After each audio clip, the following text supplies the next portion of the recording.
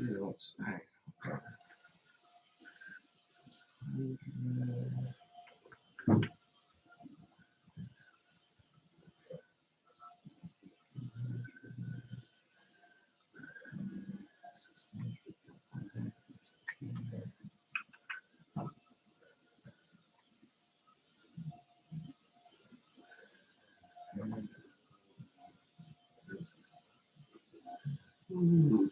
That's calculations.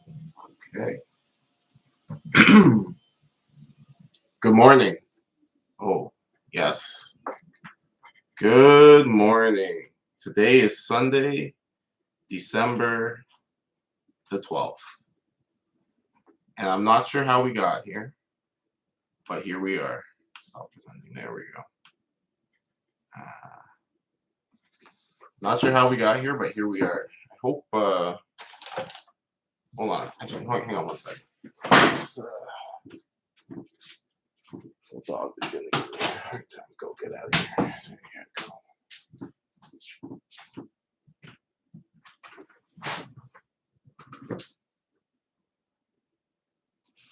Okay. Hopefully you can hear me clearly. I know there were a couple other people trying to join the seminar, but I didn't get back to my seat quick enough, and I must have missed them. So I'm sure they'll be back with us in a few minutes.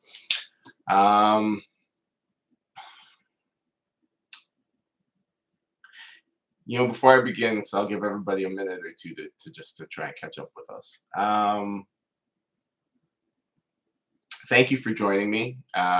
Today is obviously December the 12th, and I want to just go back a little bit in time because when I send my email every week, whether you read them or not, and I don't necessarily expect you to, but you may have noticed, especially on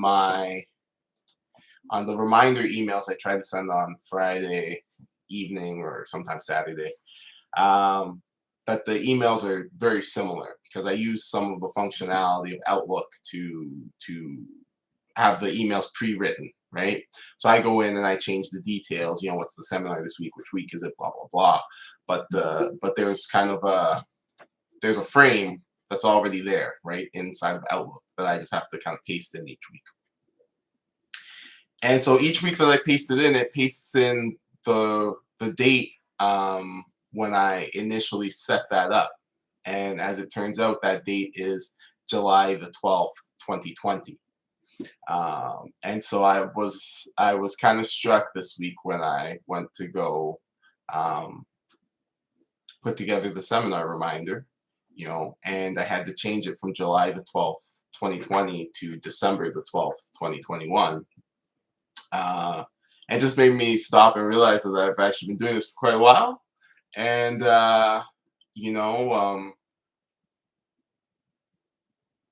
the time has passed so quickly. And obviously, you know what? We don't get a huge audience of people every week or anything, but I do know personally that I have helped some of you to, in some small or large way, accomplish some of your investing goals. And obviously, I work towards my own every opportunity that I get.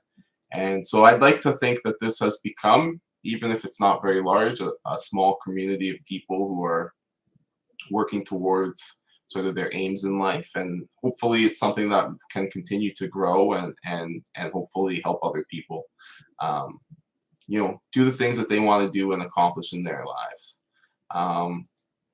I hope I've made this clear to all of you who do attend the seminar, but sometimes things need to be reiterated. I'm absolutely here to help you.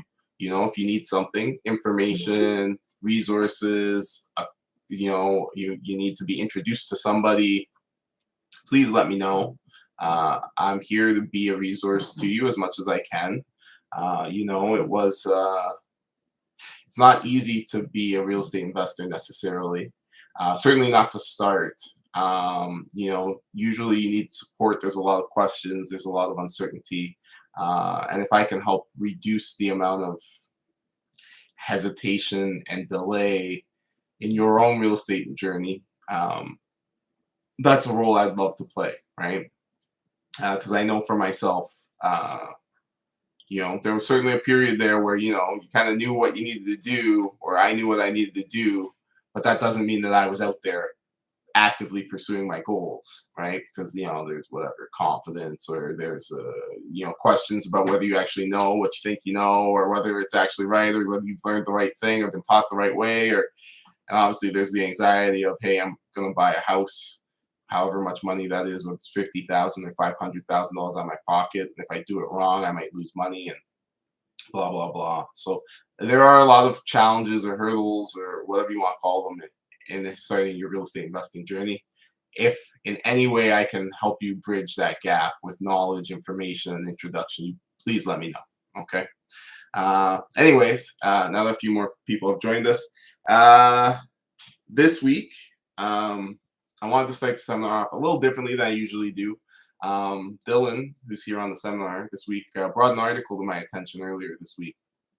And I thought that we should discuss it briefly, because Dylan had a great question kind of about it, and I think it generally applies to real estate. And it applies exactly to what I was just talking about with the hesitancy and the not being sure and the uncertainty. And I think it plays directly into that. So I'd like to take a few minutes. I sent you this article in the email I sent on Friday, but I did realize after I had sent it that it's a Toronto Star article. And I had read it, I guess, on the day it came out or whatever. There's like a grace period where you can read them. If you're not a subscriber to the Toronto Star, like I am not, you may not have been able to read the article. So I'll just give you a really brief recap, because I unfortunately can't pull up the article because I do not subscribe to the Toronto Star. But basically, what happened was, and I can pull up other articles related to it. What happened was there was a vote in Berlin, I guess a couple weeks ago.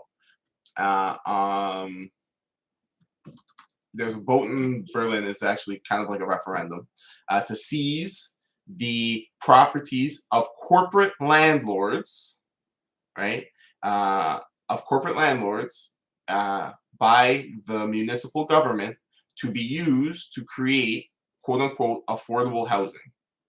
Right? So I'm gonna just throw that up on the screen right now so you can see what I mean. Pardon me. And I don't expect anyone to read it necessarily if you haven't read it already, but at least you can see the article on the screen. Share that. Yeah, there you go. So the story goes like this. Hundreds of thousands of Berlin city residents voted to take something on the order of 200,000 corporate rental units from these big corporations who own large multifamily investments and give them to the city to socialize. Okay. The gist of the article that Dylan sent me, which was the Toronto Star, and you could probably guess already if you know anything about the Toronto Star, is, hey, that sounded like a good idea. Why don't we do this in Toronto? That's the article, right? So the question is, well, A, what are they really doing, right? B, what does it mean for real estate investors in Berlin? What does it mean for real estate investors in Toronto? And what does it mean for you and I, right?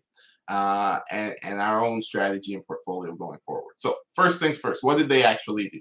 Well, they had a vote. They had a vote. It is not a vote with political power. I don't know, terms are tricky in English, but when you say to me that there's a referendum, that means that at the end of the referendum, whatever was voted for happens. So for example, in England, they had the Brexit referendum. The people voted to leave, and eventually they left, right? Here in Canada, many, many years ago, we had a referendum on Quebec independence, and Quebec independence failed, so they stayed, right? And if it had succeeded, then this would be two different countries, right? So for me, what a referendum is a vote, a plebiscite, right? Plebiscite is another word for a vote of the masses, right?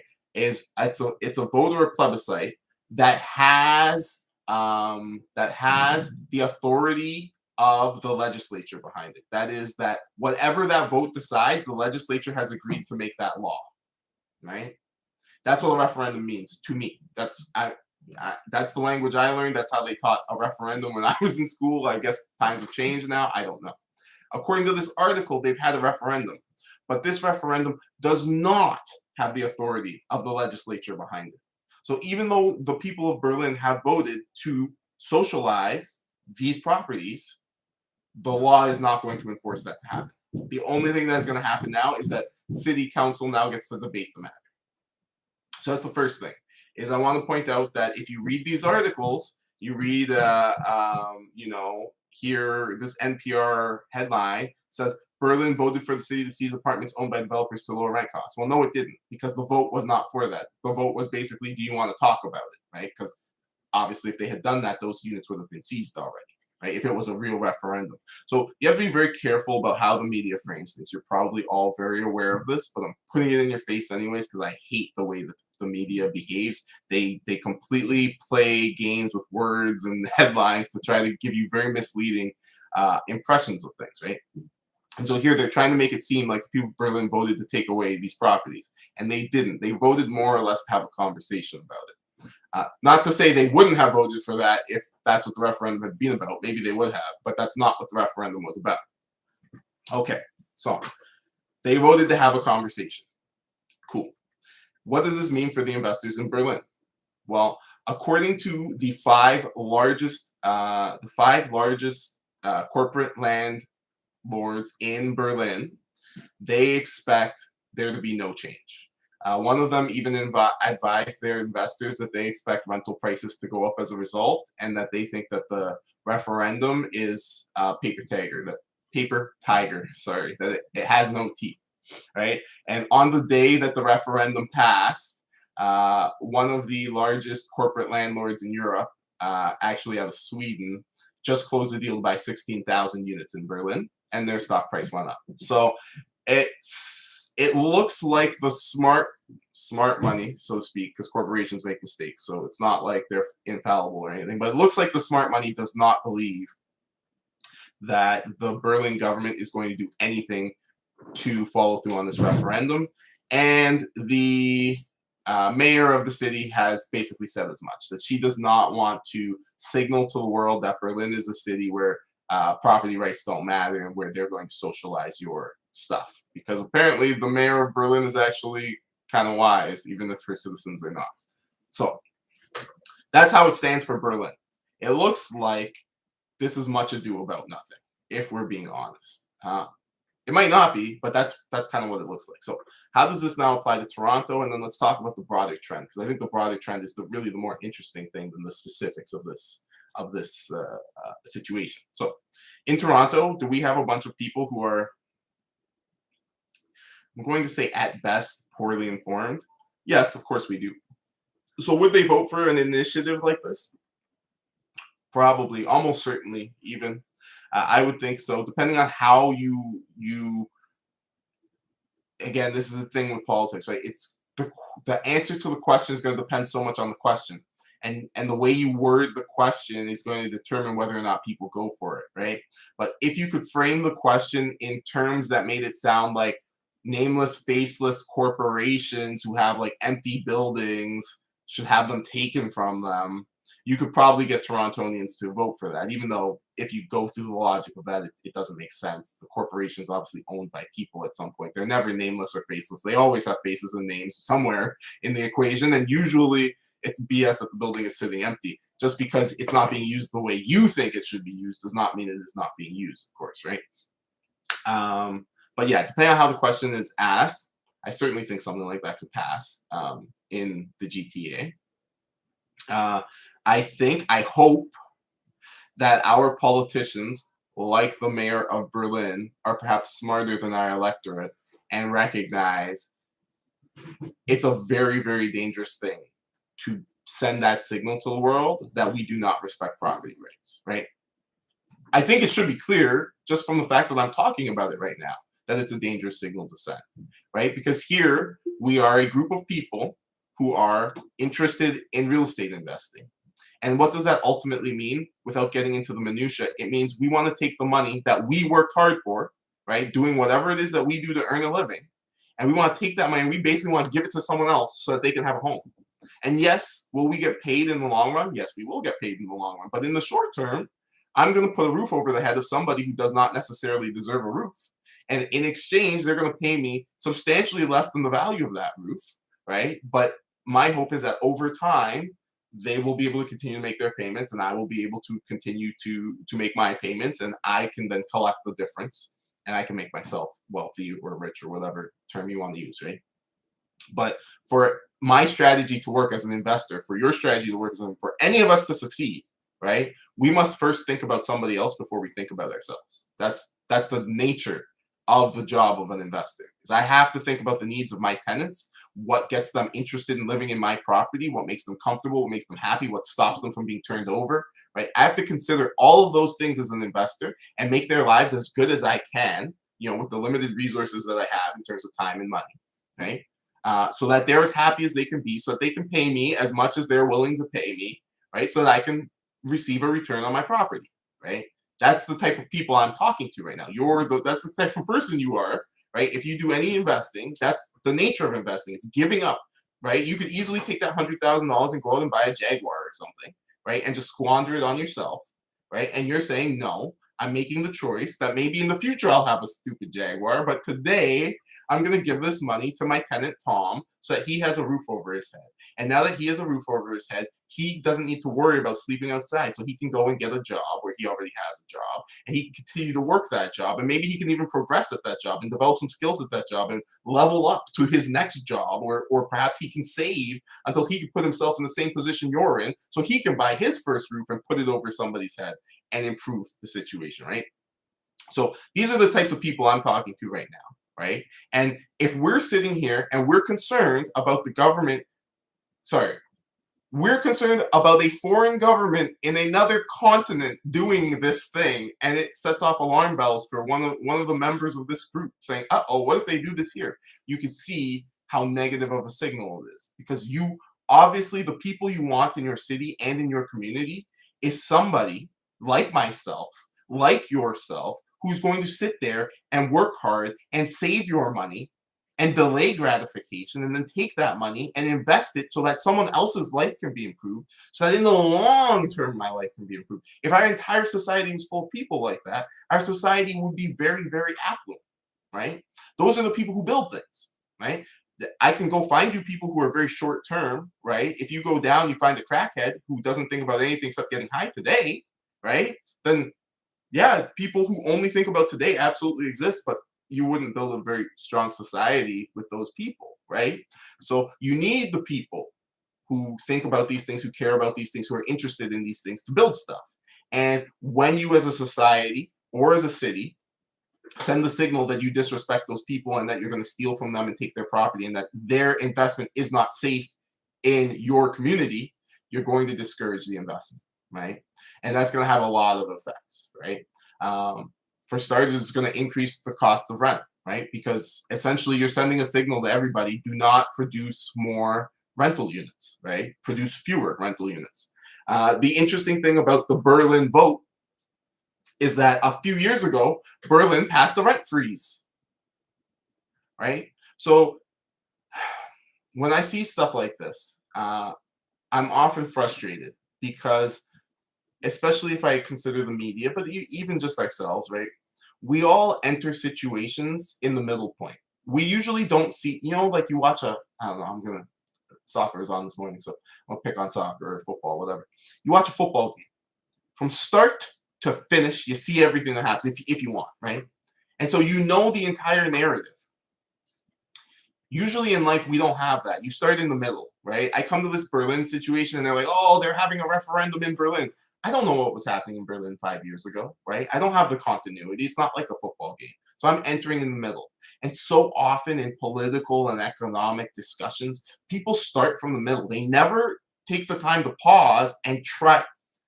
Granted, it's hard to go back to the beginning because, history is continuous, but they never make the attempt to go back earlier, further, take the next step and the next step and see, wait, how did we get here to decide where we're going?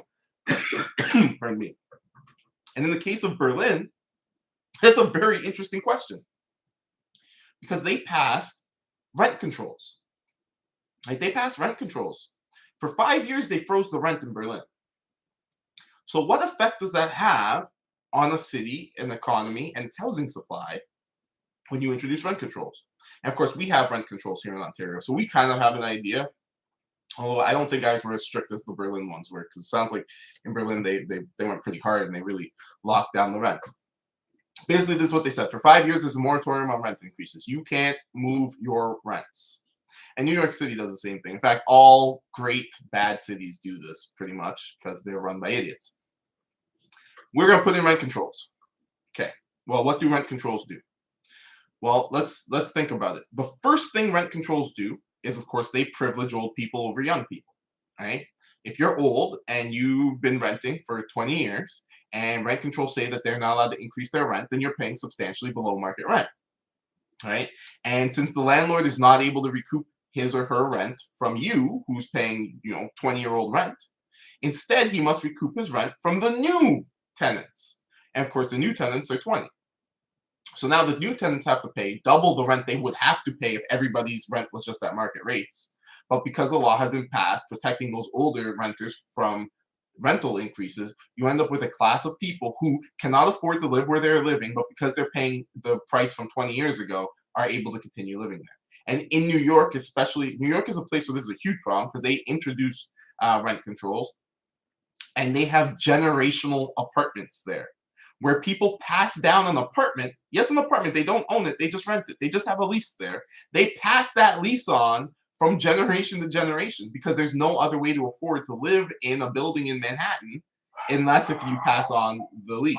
Because otherwise, if you have to pay the market lease, it's like $7,000, $8,000, $10,000 a month, right? Whereas people are living there for like $1,500 because they've got these really old leases in place, right? So the first thing you do is you distort the market and you basically pit the old people against the young people. So it's a real crap situation. I'm, I'm at the tail end of being a young person. Certainly some 18-year-old might not consider me to be young anymore, but I'm at the younger end of the spectrum, right? And I've seen the struggle firsthand. Houses are crazy expensive. Houses con everything in the GTA, and it's a result of largely of rent controls, although there's also some supply issues, right?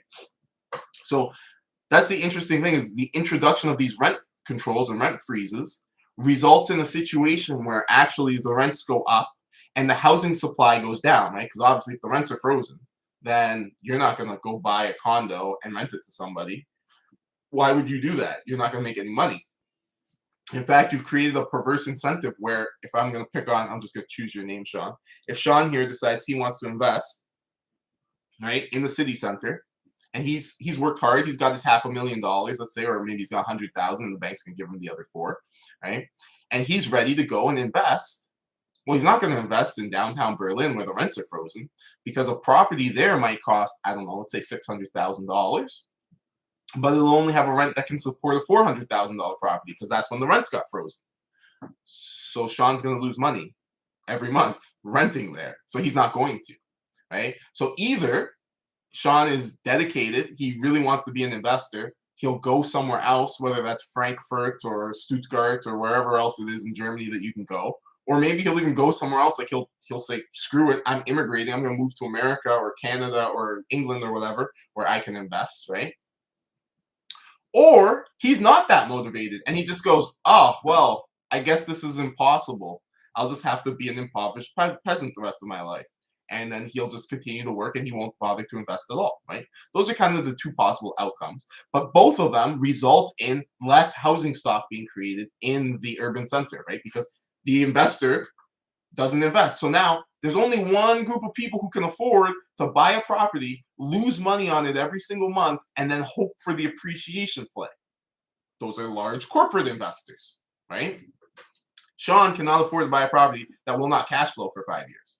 But a large corporation with $1 billion of equity can, right? If you say, oh, well, we're going to buy this property for $500,000 and we're going to lose $50,000 a year for 5 years. By the end of 5 years, it's going to be worth $1.5 million. So we're going to net, what is that, $750,000, right? That's totally workable for a corporation, right? Because they've got the money. They can afford to float the lost $750,000 for 5 years to recoup the $750,000 profit. But Sean can't afford to do that. No, Sean's margins are much too slim for that, right? If he had his 100,000 and he had his $400,000 mortgage and he was ready to go, he was okay. He could invest and he could live off of $100 a month cash flow, $500 a month cash flow. Shoot, maybe he's doing well $1,000 a month cash flow, right?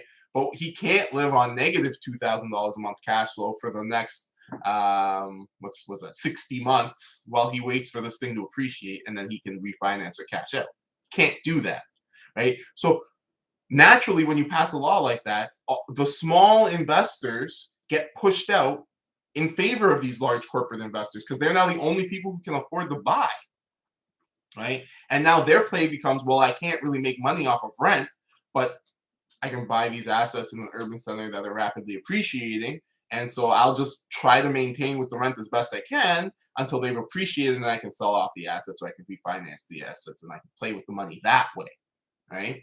And so Berlin created this entire problem where they have these huge corporate landlords because they made it impossible for the small mom and pop landlords to invest in their city.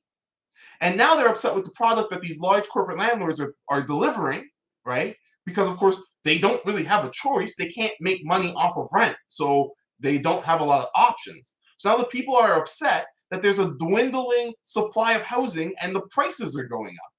But the entire situation has been created by a desire to stop the increase of prices by introducing rent controls. And by doing so, you discourage investors from building more inventory, which would then reduce the price because, of course, as we know, it's not perfect, but supply versus demand. As we increase supply, we're going to reduce the price, right? And in this case, we've done the exact opposite. We've restricted supply, but demand is still growing because the city grows, right? People are being born and they're aging and they're immigrating, whatever. So the demand is growing while we've frozen the supply. Well, what happens to prices? Obviously, they increase. And here you end up with people who are now upset about the price increases and voting for more drastic government interventions that will actually make the problem even worse, right? So very negative. Here in Toronto, we would do the exact same thing. We do the exact same thing. Here, people right now are complaining about housing prices. I'll tell you, I don't know, have any of you heard of, other than me talking about it maybe in passing before, the Greater Golden Horseshoe Act and the restrictions on development outside of the Greater Golden Horseshoe? Like, are you aware that Toronto is one of the largest urban islands in the world, even though it is surrounded on three sides by land? Right? Toronto is an island because of the law, not because it's really an island, but because the laws say you can't build next to it. All the way around it. It's one of the stupidest laws I have ever read in my life. I mean, I haven't read the whole thing. I've only read the abstract or whatever because it's thousands of pages, but whatever. Stupidest, it's incredibly stupid. You cannot build houses outside of the GTA, basically, right? As it exists right now. They basically sat down about 15 years ago or so, and we're like, well, this is the city as it exists today. We'll never make it any bigger.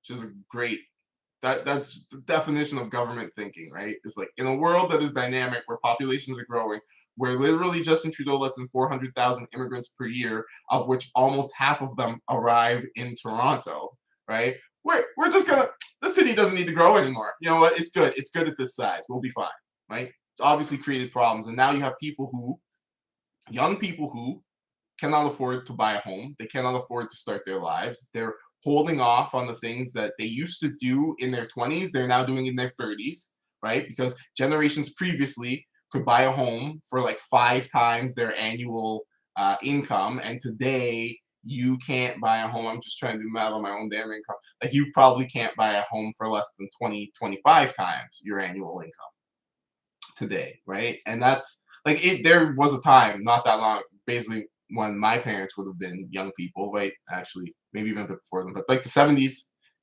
early 80s, where a teacher, to use an example of a teacher could afford a large family home on one teacher's salary, not 2 people, in about 5 years of salary. So if we do the math on that, a teacher today, starting out, will make like $75,000 a year. Maybe a little less, but around there. So 75,000 times 5 is obviously, what's that, $375,000? So there was a time when you could be a teacher making $75,000 a year, starting out $75,000 a year, and you could buy a house for $375,000 or less that would have all the fixings. And that was considered like the standard. And over time, we've had the government step in and introduce more and more and more restrictions that have now made it so that a house, I mean, your average new construction for a residential in Ontario will have somewhere on the order of $300,000 to $600,000 worth of government fees and taxes built into its price, right? So you take that in, $375,000 for all the fixings, Today, we have $300,000 to $600,000 of government fees and regulatory expenses wrapped up into every single new build. Right, so that's more money than the 5 years of income that Natalie or whatever teacher, Natalie is a teacher, whatever teacher is making, right, to pay for a house. Right, so I mean that's where we're at. The insanity is in so many ways already here. So last thing, what does it mean for you and I as investors, right? Is this something that will happen here?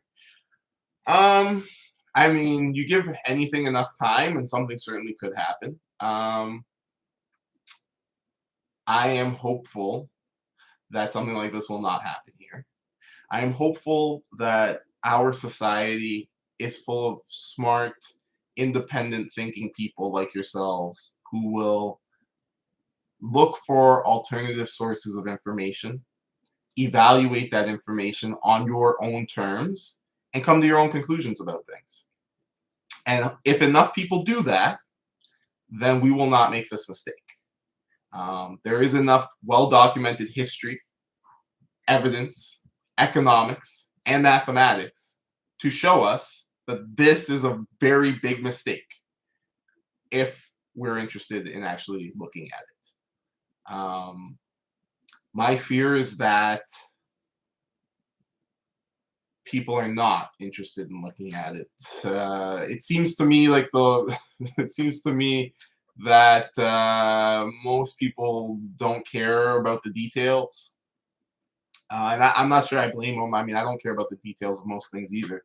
But it seems like most people don't care about the details. And certainly when it comes to some of these economic questions, I don't understand how and why they don't care about the details because, I mean, it's your future. I had someone, I was talking to someone, just a casual conversation with somebody I work with the other day, and you know, conversation turned to money, right? And I don't really like to talk about money, especially with people I work with, because our perspectives are very different, right? And usually people don't really see eye to eye with me, right? A lot of the people I work with, their job is their primary source of income, right? And it is for me as well, but I'm working towards the point where it almost isn't, right? And so I don't look at it the same way as they do, which is like if I lost my job or whatever, I'd be in trouble. I kind of look at it like, oh, well, this is a thing I do during the day, and it's good, and I make money, and I don't want to lose it or anything. But if I did, whatever, I'd just move on. It's kind of not that important to me. So I try to avoid these conversations. But anyways, we're having this conversation. They're kind of talking to me about money and everything. And I said to them, well, like, what do you know about taxes? Because like half your income is going to taxes every half your income. I mean, you literally are working from January until May, maybe even June, right? That's all taxes money. You're doing that work. It's no benefit to you. It's all going to the government, right? So why don't you like spend some time learning about taxes? I don't know, spend an hour a week. Like I'm not even saying a lot of time. An hour a week would be 52 hours a year, right? That's 2 days a year. Spend 2 days a year learning about taxes, right? And even if it reduced your tax burden by 10%, 10% of half of all the money you ever make that's a lot of money, right? That's a 5% lifetime increase in your income. Anybody who's complaining about not having enough money, an extra 5% of lifetime income would be a lot of money, right? And of course, they're not interested. Oh, taxes are boring. They're this, they're that, they're whatever. It's like, okay, yes, taxes are boring. They are this, that, and whatever. But you're working for the government for half of the year, and you could cut that down to maybe a quarter of the year. Isn't that huge? You gain 3 months of your life back in theory, right? So I do worry because even when it is hugely in your self-interest, there's a lot of people who they're too lazy or disinterested to kind of look into the things that will improve their lives, right? And obviously, I'm not saying be obsessed with taxes or whatever. That's what accountants are for, right? I'm not particularly obsessed with taxes, but again, that's what accountants are for. And if I sit down and talk to my accountant a couple times a year and get some advice and some guidance and some of their insight, and as long as they're a good accountant and they're spending the time reading about the tax laws, then I'm going to reduce my overall expenditure on, say, taxes, right? Which is going to improve the quality of my life again, right? If I can't afford something because it's hard out here, if I pay less taxes, then I can afford it, right? And it is true, some people pay very little in taxes because they don't have that much income. And so they're not that interested in learning about the taxes and the tax burden. But still, I think, yeah, I mean, everybody should know, because just because you're not making a lot of money today doesn't mean you couldn't be tomorrow. Okay. For sure. So I do worry that there are enough people here who are misguided, I guess, that this could become a path that we do choose to follow. But on the flip side, I'm kind of, and it's weird to say this because when I was younger, this would have really depressed me, but now it actually makes me feel kind of good. Is that politics is hugely corrupted by money, and the kind of person who votes to steal other people's property and give it to the government is universally a poor slash stupid person. Um, and so the kinds of people who have money, generally speaking, are not going to vote for that kind of a thing. And they are also the people who have the most political influence. So one can hope, I mean, it's kind of messed up to say this, but one can hope that thanks to the corruption of our political system, that something like this will not uh, come to pass, at least not in the short term, right? And then that'll bring me to my very final point on this topic, which is something that isn't really about investing all that closely at all, but it is at the same time. One of the things that I've learned um, on my own real estate investing journey, when I started, when I first decided how do I want to phrase? When I first decided that I really wanted to pursue real estate investing, and I actually said, okay, you know what, I'm gonna take the steps to learn this thing, and I'm gonna go buy a house or two or five, or we're gonna work on it, right? And this was however many years ago now. My original approach was very, very mechanical. It was, what number do you plug into this slot to get that result, and what calculations do you have to do to make sure you've accounted for everything. And as you can see, mathematically, I try to be pretty thorough in my analysis, my understanding, and that was my initial approach. Was a very, very like rigid mathematical, kind of dry, yeastless factuality approach. Right? What are the facts? Analyze, understand, and that is very good. That is how we should all endeavor to understand real estate investments, because that means that you've considered as much as possible and you're going in with your eyes wide open. Unfortunately, uh, that attitude took me years to buy my first property. And there's a reason for that. And it's because I did not understand at the time that I was making the wrong choice. If you're like playing one of those video games where you like pick your character and you're deciding, the beginning, are they going to have stealth or constitution or strength or whatever, and or magic? I don't know. I don't play those kinds of games too much, but you know what I mean. The character select screen where you pick your skills, right? And sometimes if you're playing a game you never played before, you don't know, then you might ignore, I don't know, for example, charisma. You might be like, well, that seems like a stupid stat, and then you get halfway through the game and you find out that if you had lots of charisma, like you'd be breezing, right? But you didn't know that going up front, right? So similarly, I'm sitting here like 100 points in the analysis, right? 0 points into faith, belief, mindset, whatever you want to call it. And I was just working on that thing. Yeah, you just know the numbers, you find the right deals, and blah blah blah. And what I learned, not as quickly as I would like, but what I learned is that there's this other component to real estate investing, to all investing really, and I just called it again faith, mindset, belief, whatever you want to call it, right? I know some of those terms have a religious connotation. I don't mean to invoke religion, although for some people that is exactly where they get this from. But there's a certain sense in being an investor where, just like I said, that you're going to work hard, you're going to save up your money, you're going to buy a house, and you're going to give it to Tom, right? So that Tom can live, right? In the hopes that Tom is going to pay you back over time, right? There's an element in investing of faith. You got to believe that tomorrow is going to be as good as or better than today. Like, if you don't believe that, then what are you doing?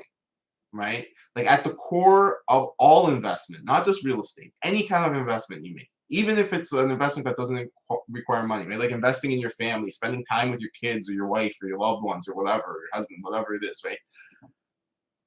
At the core of all of those choices is the belief that this is going to improve things, right? That, hey, if I spend time with my kids, then they're going to grow up to be good people or to love me or whatever it is, right? If I spend time working at my job, then they will appreciate the job I do. Maybe I'll get a raise, or at least they won't fire me, that sort of thing, right? If I take my money and I invest it into this house, tomorrow this house will be worth more, or the person who lives here will pay me rent, or whatever, whatever, whatever. This aspect of faith, of belief, of mindset is so important. Because if you don't, I mean, really, you can sit there, you can analyze, you can understand, you can whatever, but at some level, you have to make the choice, the decision, take the leap of faith, for lack of a better way to put it, to say, yes, I believe this is the right course of action, and I can't gather any more evidence other than I take action or I don't take action, right? And so I'm going to take action on the evidence I've gathered thus far, and I'm going to invest in this property. I'm going to see how it plays out. And for anyone listening to me who has taken that leap of faith before, then you know, A, it's a little bit scary. B, it's very, very gratifying or rewarding. And C, you really don't know if you did the right thing. You're going to go for months without knowing if you made the right choice. So if you're uncomfortable with uncertainty, maybe investing is not the right thing for you, or you need to find an investment with a shorter time frame, because I mean, you can buy things like stocks where they're only in for a week and stuff like that before you find out you made the right decision. But essentially, you're going to make your investment and you're going to wait to see, and you know what, things are going to happen that are going to cause you to doubt, and you're not going to be sure. I have a unit right now. I think I mentioned it last week, but I have a unit right now. We just found out that there's an issue with the heating, and of all the units in the building, it receives the least heat, and so it's freezing cold in there. Property manager says you can see your own breath, and so we've kind of put a hold on finding a tenant for it. Excuse me, because now I need to spend, I don't know, let's call it $15,000 if I'm lucky, to make sure that this place is heated and insulated and everything can work well, so a person can live there. Okay. Now, could I have predicted that at the outset? I don't see how I could have. I really don't. There were people in there last winter not complaining about it. So I don't know. Things happen, and unfortunately I couldn't foresee it. Now, has the property made enough money that it doesn't actually matter? Yes, it has. It actually has. Right? And so I'm not super stressed about it. But at the same time, you sit there and you go, well, if I bought a property that didn't have this issue, I'd be 15 or 20, however many thousands of dollars it's going to cost me, richer, right? If I hadn't made that error, that mistake, or that miscalculation, whatever you want to call it. Now, I would argue it's none of the above. It's just the cost of doing business on a property that has otherwise been very quite profitable for me. But this is the nature of the game, right? Is you don't know what's coming. Right? And even if what's coming is communism or socialism or whatever, then that's what's coming. Whether you're not going to play the game today, because 5 years from now, maybe the game's going to end. Like, this might be a game of musical chairs. Maybe in 5 years, Canada decides that, we want to be a socialist country and we're not going to allow private investment anymore. And I don't know what's going to happen in the world if that's what happens, but hey, let's just say that that's what happens. Are you better off if today you say, well, 5 years from now, I won't be able to invest, so therefore, I'm not going to invest today? Or are you better off if you say, hey, 5 years from now, things may happen, I don't know, but I'm going to invest today, and I'm going to put myself in the best position I can be in so that 5 years from now, I have the maximum number of options, right? I think, ultimately, you've got to go with the latter, right? Increase your options. And yeah, 5 years from now, Ontario decides to go a little bit crazy and introduce even more disruptive government interventions into the housing market. Then that might be the time for you to sell all your houses and move to another country. That might be the time for you to sell all your houses and buy stocks instead, or gold, or whatever, right? But you got to have faith that you're going to do a good job while moving from here to there, and that the good job that you're going to do is going to advantage you. And if you want, you can even take it further. Not only will it advantage you, it should advantage the people who you're providing shelter for, right? Your tenants, right? You're creating an advantage for them, and actually shouldn't just advantage them. There's other people too, right? You can also advantage um, fellow investors. You can also advantage your property manager, right? So there's a lot of people actually who can really benefit. Um, is that the right property? Who can really benefit from you taking the steps and taking action and getting in there to try and make things as good as you can right now and moving into the future, knowing that, yeah, the situation may eventually change and require you to make a different strategic choice. But at least, and this is one thing I think a lot of people who find themselves uh, in the trap or the cycle of poverty, this is one of the things that they learn. Maybe they don't learn, but they should learn. Um, so what does poverty mean, right? Poverty, poor, whatever your term is for a lack of resources. Essentially what it means is that you have limited options, right? What does it mean to be rich? It's essentially the opposite. It means you have as maximal options, right?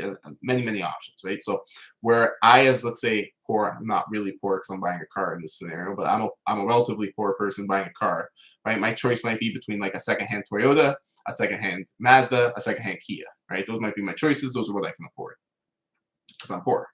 Now, if I walk in that same situation and I'm rich, I can afford those cars, but I can also afford maybe a Lamborghini, a Ferrari, and what else? Some Bugatti, right? So that's a difference, right? The rich person has more options than the poor person does. Essentially, that's essentially the problem.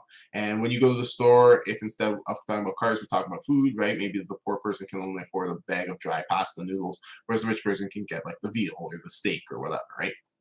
That's what it is. It's your options essentially. Investing, right, is the process of taking your limited options today and finding the option that will increase your options tomorrow and then allocating your resources there. That's what investing is, right? It's taking your limited resources today, looking for the option that expands your resources and therefore your options tomorrow, and then allocating your resources to that thing. That's what investing is.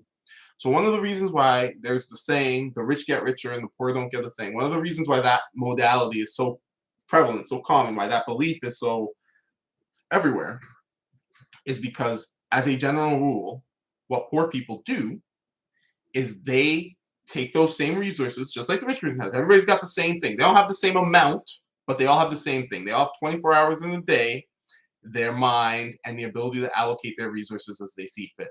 And everything is a resource, right? If you go to work and you spend 8 hours working, you expended a resource, which was your time and your physical labor, right? Or mental labor, depending on your job, right? In exchange for money, right? That's what you did. You made an exchange of resources. It was an investment. It's a very short-term investment, right? Because usually your time horizon, you get paid either that day, that week, or maybe in 2 weeks, right? But essentially it is an investment, right? That's what you're doing, right? Now, what poor people tend to do is they tend to, and again, I'm speaking generally because there are obviously poor people who pull themselves out of poverty, and those people obviously don't do this, right? I'm talking about the ones who stay there.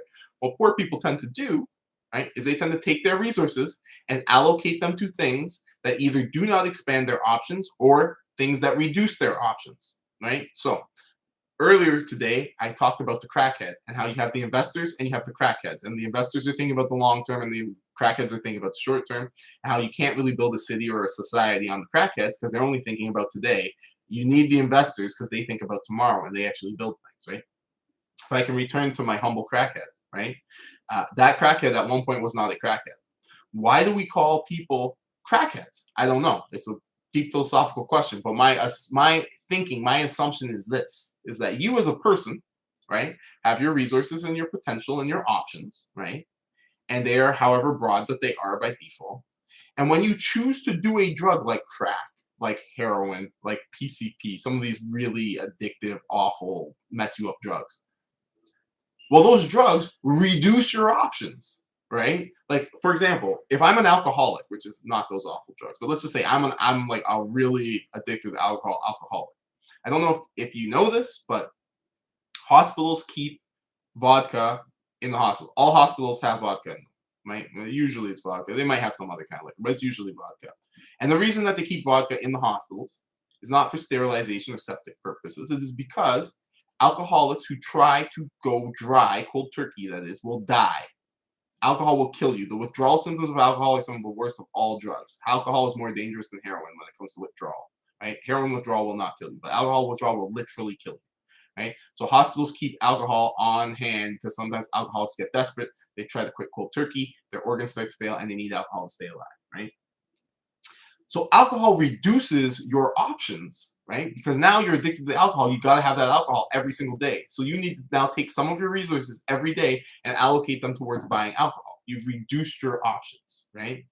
And so it should be our goal as people, as investors, as anybody who's trying to really be successful. Maximize your options, right? Do the things that are going to grow your options. Understand that we do live in an environment, in a world where things are dynamic, they do change. What is legal today sounds crazy to say, but whatever. What is legal today may not be legal tomorrow, and what is illegal today may not be illegal tomorrow, right? And understand that, yeah, you know what? Your property is probably pretty safe because most people in our society buy into the paradigm of land ownership, property ownership, home ownership, and therefore it's a very tricky thing for the government to mess with. But that doesn't stop them from trying. It's not going to stop misguided people from continuing to be misguided. Obviously, you've sat here and listened to me talk now for longer than I meant to on this particular subject, but hopefully you've gotten a really good sense of how I think about the topic, and hopefully I've given you some perspectives that maybe you hadn't considered before, right? Or at least you hadn't considered in the way I'm considering them. Unfortunately, I think there are people out there who they are very much interested in their narrative, their story about what is happening, rather than the reality of what is happening. And so they choose to make very misguided choices, politically and otherwise, to try to get them to their aims. And of course, you can't. It doesn't work. If you're not accurate in your aims, then you're inaccurate. This is a simple truth of life, right? If you're shooting at building wealth, then you'd better be learning about how wealth is built, right? Because if you go to the, let's say the Britney Spears School of Wealth Building, hey, Britney Spears is absolutely wealthy. I doubt she can teach you how to be like a hot, low scruples, slutty 16-year-old who sings songs and gets attention for it because Disney pimps you out. She probably can't teach you how to do that, right? So even if you learn how to sing "Hit Me Baby" really, really well, you're not going to rise to her level of wealth, right? So you got to make sure not only that you're taking action, but that you're taking the right kind of action to get you to where you're trying to go, right? And obviously, there are many a crackhead who have dreamed of riches. Some of them even succeeded, although not while being crackheads. Usually, those people are very, very misguided, right? Even if they have a scheme that's going to get them ahead, because they're misguided, it really won't. And for that, I don't know. Hopefully, all of you have seen The Wire. If you haven't, it's one of the greatest television shows that was ever made for television. But in it, there's a character. His name is Bubbles, and Bubbles is a crackhead. And he's one of the best characters in the show, really. And Bubbles goes through this journey throughout the show, and I'm not going to spoil any of it. But at one point, he's with another crackhead, and they decide they're kind of sick of being homeless crackheads, and so they start coming up with a scheme for how he and Johnny are going to get off of the street, right? And they come up with this ingenious plan that involves scamming this guy, and it's a pretty good plan. I probably wouldn't have come up with it. It required intelligence and thoughtfulness and really creativity and all of the things that you need to succeed in business or investing, right? The flaw with their plan, of course, was that it is an illegal hustle that you might be able to pull off on this one dude the one time when he's not expecting it, but he'll never let you catch him that way again, and nobody else will either. And so it doesn't have any long-term payoff. And of course, even though it is a good, well thought through plan, it doesn't work for both, right? And this is so much the case in life. People say, oh, I'm going to be this, I'm going to be that, I'm going to be rich, I'm going to be an athlete, I'm going to be a singer, I'm going to be a musician, I'm going to be whatever. But then they don't follow the effective path to get there, right? Luckily, with investing, it is so easy. Not because it's actually necessarily easy, but because the world is full of opportunity. You just need to kind of reach out and go after it, right? Right? And it's very easy because most people aren't, right? Here, I'm going to show you real quick. I hope real quick. I can share my screen here. Um, yeah, that's fine. I'm here, and I was looking for properties to analyze today, and I did find some. You can see here, here's 363 Dell Street, which is a new listing, and it's interesting to me because of the pricing. It is a small property, so that's a part of the factor in the pricing, but I do think it's priced quite reasonably. And as I was looking through, oh shoot, that's something out there. As I was looking through some of my listings this week, I noticed that a couple of them seemed like they were relatively reasonably priced. Like they were priced about where I thought they should be rather than above, which I've seen a lot of listings that are priced above where they should be, right? I think. Uh, and here's an example, right? Here's a 3-unit bungalow for $1 million. Like I don't see how that price, even in the really nice parts of Sudbury, I don't see how that price makes sense. It's like maybe in some of the nicest areas, it's like right at the top. But I mean, like you'd have to be collecting so much rent from those 2 beds. Like you gotta be collecting close to $2,000 per unit. Anyways, doesn't matter. So this unit's very expensive, but I've been noticing a lot of units have been their prices are a bit more reasonable, right? I've got this triplex for $399. I've got this triplex for $380. It's around that 125 per unit or lower price point, right? So I'm seeing more of these being listed. And I'm wondering, because obviously I look at this thing every single week, right? Why am I seeing more reasonably priced listings, right? Obviously, watching the market, I don't know, right? But it appears that for a while there's been a lot of hype in Sudbury. I think you guys, well, I mean, for those of you who've been attending this seminar for the last year and a half, you literally watch the prices kind of climb and to get to where they're at right now. And my thinking is this, is that last year or beginning of this year, whether time is getting away from me, beginning of this year, right? End of last year, there's this huge surge of money into real estate. Obviously, the government has been printing money like crazy. And obviously, people are seeing the effects of inflation. You know, whether we had 4 or 5%. Well, we had 4 or something percent the last report, which of course, government numbers are probably bunkers, probably double that. But they're based on their numbers and the CPI, we got 4.1%. So people are seeing that their wealth is being eroded, and so they're gonna put their money into an investment. Or more specifically, they're not actually seeing their wealth being eroded. That's giving them too much credit. They're probably not that smart, but they are seeing the value of the real estate going up, and they're thinking to themselves, well, why should the real estate go up and I not have a piece of it? So then they start moving into real estate with that FOMO. They don't realize really what's happening is their savings is going down, not the real estate is going up. It's hard to do the math, right? But either way, they understand there's a signal telling them, buy this thing, right? Its value seems to be safe or intact or even increasing, right?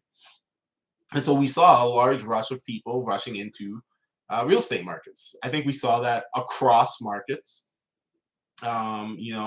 It's certainly always funny as an out of town investor to speak in these places, and to hear them say, oh, yeah, well, now a bunch of people from Toronto, or a bunch of people from the GTA. And of course, I'm one of those people, but try to be there before they start saying things like that, right?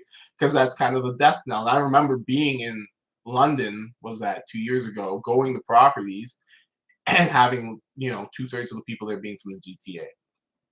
Right, and it was very good for prices. It was very good for prices. It probably wasn't so great for anybody who was trying to make things cash flow, but it was great if you made things cash flow 5 years ago and now you're trying to sell.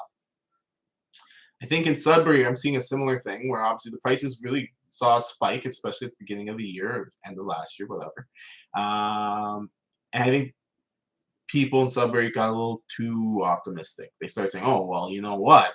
Screw 125,000 per unit. I'm going to go for $175,000 per unit. I'm going to go for $200,000 per unit."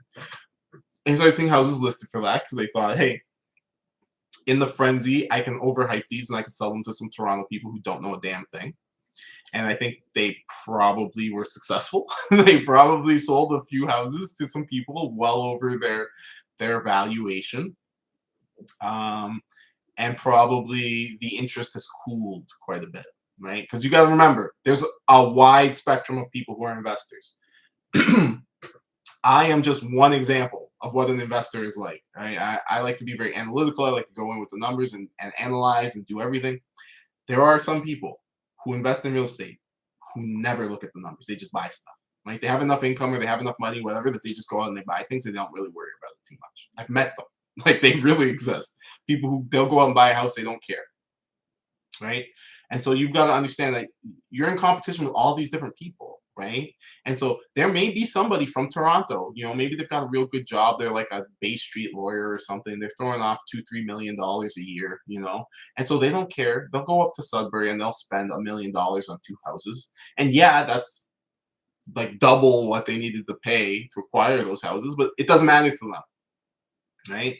Because they're not necessarily as interested in making their income from the real estate. It's just kind of a side thing. They make their income from their day job, and this is just where they park money for tax advantages and other things like that, right?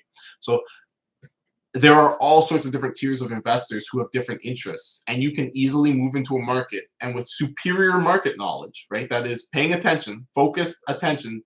Ideally, you'd have a market like somewhere where you're watching constantly, or you might have a couple markets like Sudbury, but markets that you're watching, you know what's going on, you know what happens on a neighborhood to neighborhood basis and that sort of thing. You can easily be in those markets and outcompete with these investors who maybe have a lot more money and resources than you do, but who aren't as detail oriented, right? They're not paying as much attention, right?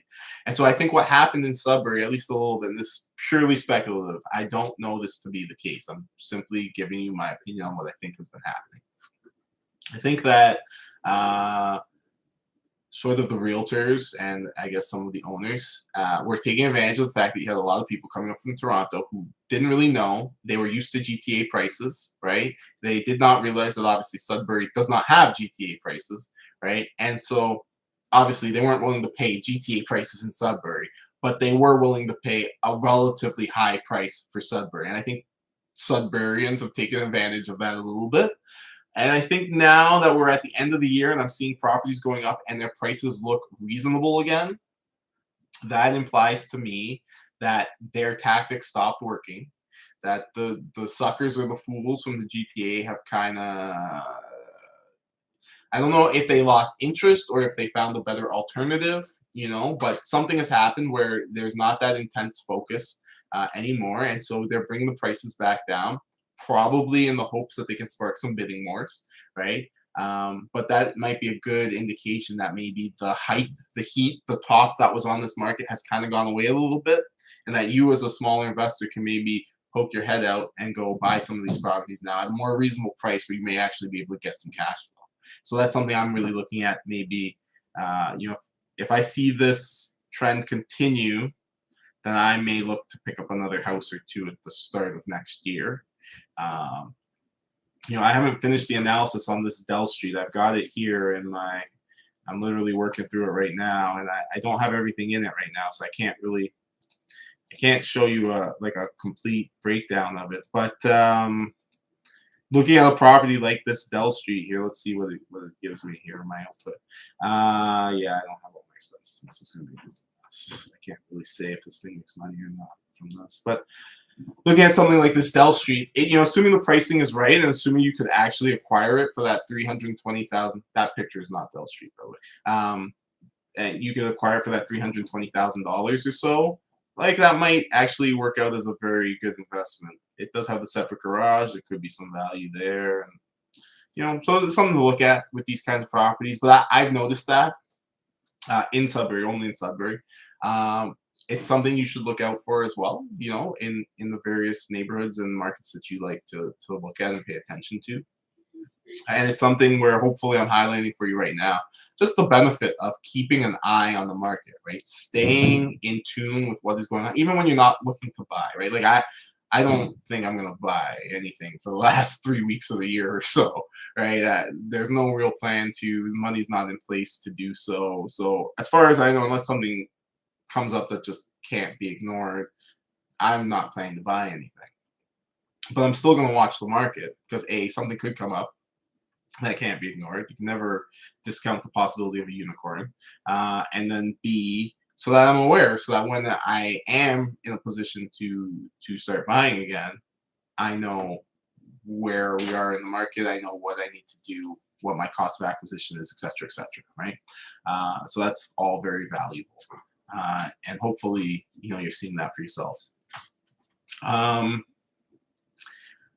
going to stop here because I see that it is 11:05, and it was originally my intention to go through a property or two, as well as to discuss the socialists in Berlin or what have you.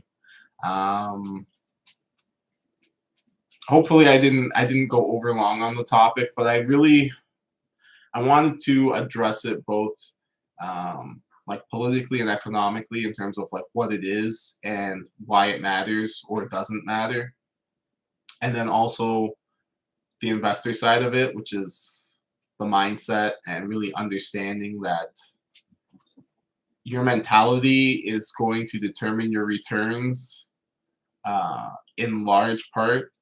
And that is really something that like I cannot understate. There are people who invest whose eyes would go cross-eyed at my spreadsheets. They would not understand them, but they still make money, right? You don't need to think that you gotta be, crazy advanced in the math or whatever. It helps. It's gonna help you make better decisions. It's gonna help you have better market knowledge for sure.